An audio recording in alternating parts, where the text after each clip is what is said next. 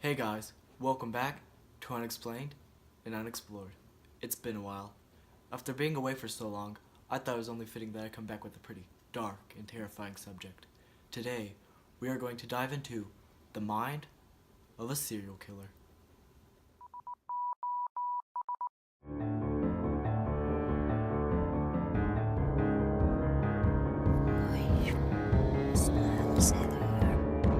That these parallel Earths are colliding and intertwining all the time.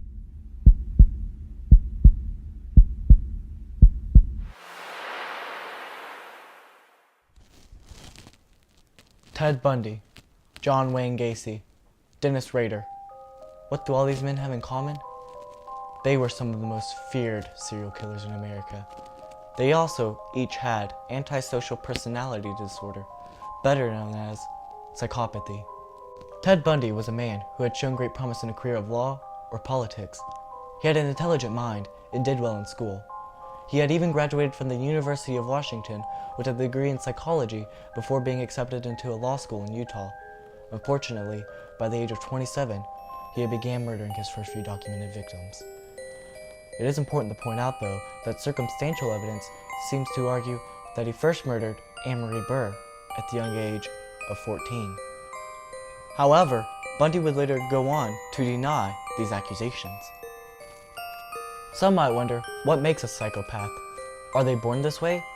Does their early life affect them? What role do parents or guardians and peers play? Well, before we answer that question, we must first answer the question, what is a psychopath? Psychopathy is a mental disorder in which the patient has impaired empathy and remorse, along with a list of other traits including little or no regard for moral belief and violent tendencies.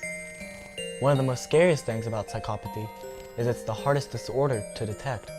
This means a psychopath can act totally normal and you'd be none the wiser.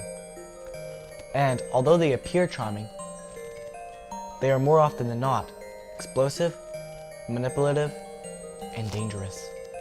Most psychopaths are exceptional liars and are also incredibly smart. They convince others they're normal just by picking up on social cues you and I do and mimicking that. But what can make another human like this? As it turns out, psychopaths are born. You can't be made into a psychopath, but you can be made a sociopath. Although very similar, sociopaths are different from psychopaths. Psychopaths, like mentioned before, can hide their true emotions, or lack of emotions, very well. They may seem interested, but in most cases, they aren't. Sociopaths, on the other hand, aren't very good in hiding how they don't care. They make it obvious that they aren't interested. You could probably point out a sociopath. It would be much harder to find a true psychopath. Rhett, honestly, are you a sociopath? I don't know. Now we're going to switch gears a little bit and talk about homicidal maniac Ed Gein, the man who inspired fictional killers such as Leatherface and Norman Bates. His shattered mind prompted him to murder 2 women and make several trips to local graveyards to exhume human bones and recently buried bodies that he thought looked like his mother. On November 16, 1957, Gein was arrested after he kidnapped his second victim, Bernice Warden. The Washoe County Sheriff's Department later searched his farm, only to make a gruesome discovery. They found Bernice's body hung up upside down in the shed, dressed out like a deer. The head had been decapitated. Unfortunately, that wasn't even the worst part. They found, but not limited to, human skulls fashioned into bowls, a belt made out of human nipples, Bernice's head in a burlap sack, and Mary Hogan's, his first victim's face, fashioned into a mask.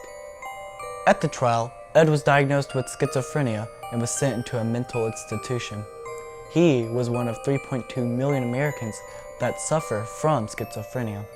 This mental illness distorts the way people act, think, and feel, and causes symptoms such as hallucinations, delusions, disordered thinking, and lack of emotional expression. One thing about schizophrenia is that no one really knows why it occurs. Some research points to genetics and environmental factors increasing the odds, but we don't know for sure. The human mind is a powerful tool, and when it is broken, it can drive someone to do some horrible things. The discussion of serial killers is nothing short of interesting, and I definitely recommend checking it out. Maybe next time I could cover some unsolved serial murderers such as Jack the Ripper or the Zodiac Killer. And until next time, bye.